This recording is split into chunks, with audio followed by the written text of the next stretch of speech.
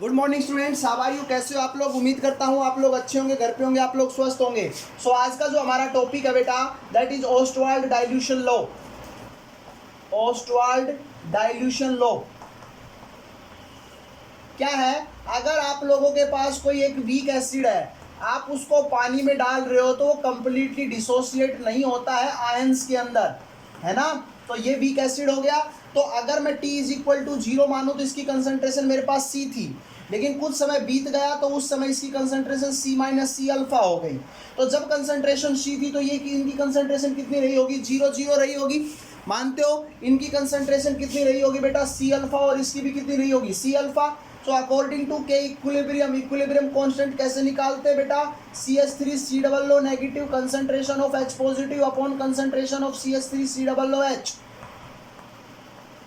Into concentration of H2O। तो H2O ऊपर लेके जाता हूं तो इसको Ka लिख लूं तो क्या बचेगा? Concentration of CH3COO negative concentration of H positive upon concentration of CH3COOH। और आप लोगों को इनकी कंसंट्रेशन पता है कितनी है? C अल्फा है, डॉट C अल्फा है, C माइनस सी अल्फा है। तो इसको मैं क्या लिख लूँ? C square alpha square upon C1 minus alpha. C से C कैंसिल कर दो तो क्या बच जाएगा बेटा? K की वैल्यू आपके पास क्या आ जाएगी? C alpha square upon 1 minus alpha. अब एक वीक इलेक्ट्रोलाइट है या वीक एसिड है तो alpha is very very less than 1, alpha is very very less than 1, so it can be, क्या कर सकते हैं बेटा आप लोग? इसको नेग्लेक्ट कर सकते हैं। तो K किसके बराबर हो गया? C अल्फा स्क्वायर के बराबर हो गया।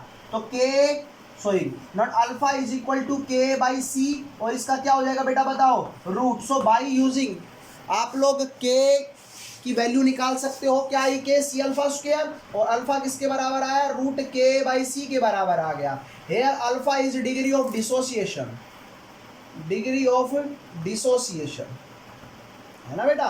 तो आपको पता है C is equal to 1 by V होता है, तो मैं अल्फा को ये भी लिख सकता हूँ root K into we.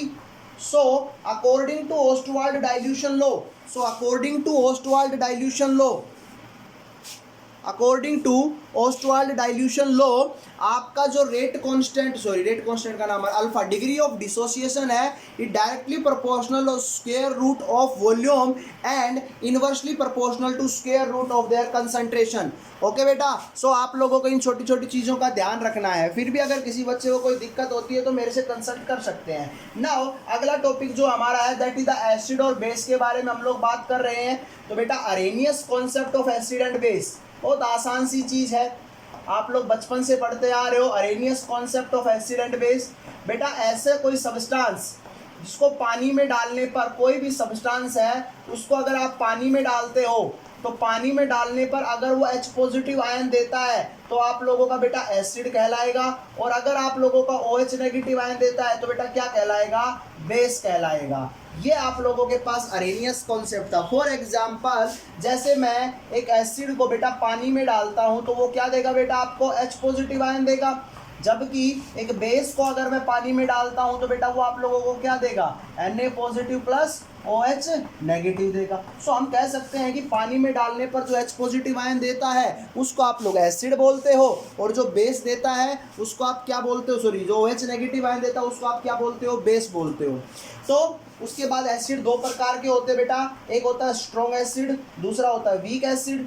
Similarly base भी दो प्रकार के होते हैं, एक होता है स्ट्रॉन्ग बेस और दूसरा होता है वीक बेस, दूसरा होता है वीक बेस। क्लियर आप लोगों को? सो स्ट्रॉन्ग एसिड क्या होते हैं बेटा? जो पानी में डालने के बाद, ऐसे सब्सटेंस जो पानी में डालने के बाद या पानी में जाने के बाद कंप्लीटली डिसोसिएट हो जाते हैं, कंप्लीटली डिसोसिएट हो जाते हैं तो स्ट्रॉन्ग एसिड, और जो पानी में डालने के बाद कंप्लीटली डिसोसिएट नहीं होते हैं तो वीक एसिड। जबकि बेस की अगर मैं बात करूं तो आप लोगों के पास क्या होगा?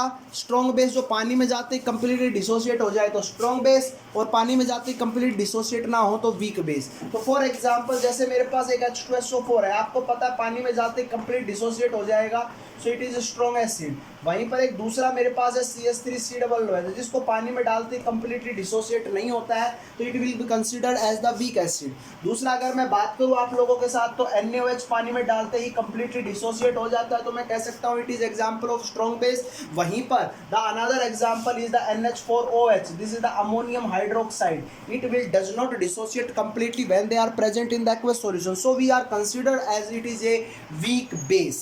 Clear आप लोगों को? There are some limitations for the Arrhenius concept.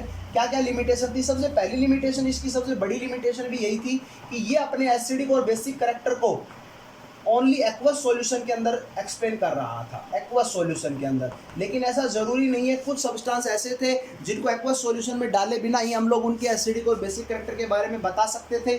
दूसरा बेटा, आप लोगों को ये पता है कि ये एक जो था एसिड और बेस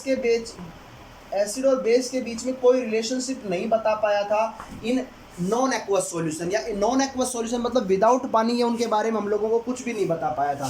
तीसरी एक बात थी, इसने कहा था कि जो H पॉजिटिव आयन देगा वही एसिड होंगे और जो OH नेगेटिव आयन देगा वो क्या होंगे? बेस होंगे। लेकिन ऐसे बहुत से कंपाउंड थे बेटा जो आप लोगों को पता था एसिड होंगे, बेस होंगे या न्यूट्रल होंगे, जिनमें हाइड्रोजन था भी नहीं और OH नेगेटिव आयन नहीं था। उसकी वजह से भी हम लोग कह सकते हैं कि वो एसिडिक थे, बेसिक थे। तो जैसे मेटल ऑक्साइड्स हैं, ये बेसिक नेचर के होंगे, नॉन मेटल ऑक्साइड्स हैं एसिडिक नेचर के होंगे, CO आपके पास न्यूट्रल ही है। तो इनके पास, आप लोगों के पास ना ही H पॉजिटिव आयन है ना ही OH नेगेटिव आयन है, फिर भी ये बेटा एसिडिक और बेसिक कैरेक्टर रखते हैं। तो इनके बारे में वो कुछ बातें हम लोगों को नहीं बता पाया था और जिसकी वजह से ये उनकी लिमिटेशंस थी। तो आज की क्लास में हम लोग सिर्फ इतना ही डिस्कस करेंगे। Okay, thank you, have a nice day.